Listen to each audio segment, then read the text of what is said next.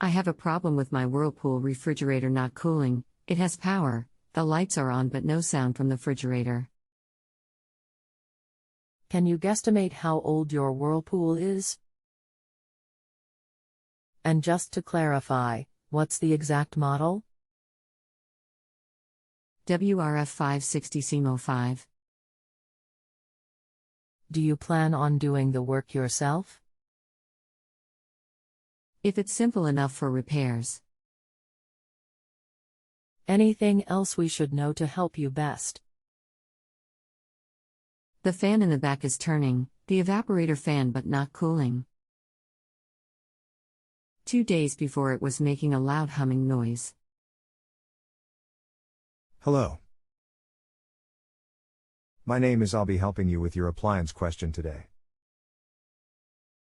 Please wait a few moments while I review your question. If the fans are turning, the refrigerator is trying to cool, which means that your thermostat and such is working.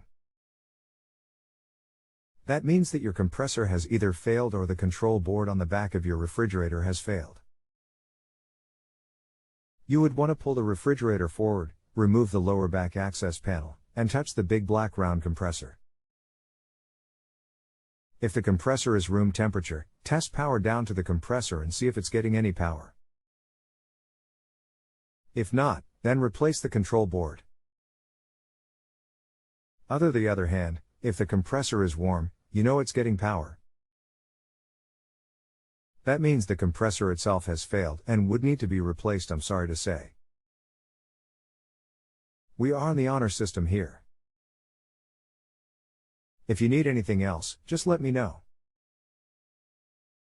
You can continue asking follow-up questions at no additional charge after rating my service if you still need assistance.